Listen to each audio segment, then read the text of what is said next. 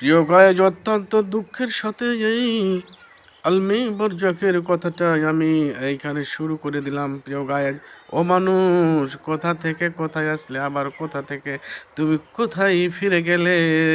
এই যে ভেদ বাতেন, এই যে সার্কেলটা মানুষ বুঝলো না। ও রব্বুল আলামিন মানুষকে এই পৃথিবীতে তার আত্মীয় স্বজন এবং তার অর্মধানী মায়ের চাইতে ৯৯ গুণ ভালোবাসেন।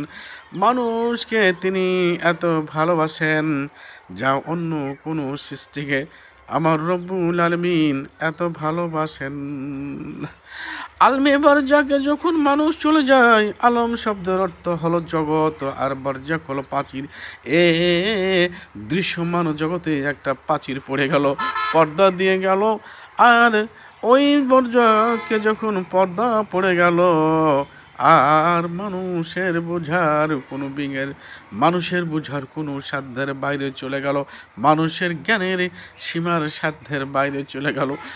আল্লাহ পাক রব্বুল আলামিন যাকে বুঝার শক্তি দিয়েছেন, এ মানুষ ব্যতীত কেউ বুঝতে পারে না। আল্লাহ গো, দয়া করিয়া, মায়া করিয়া মোদের ক্ষমা করে দাও। দয়া করিয়া, মায়া করিয়া তুমি ক্ষমা করে দাও। আর আপনি যদি না ক্ষমা করেন, আর আমাদের নিস্তার নাই। আল্লাহ,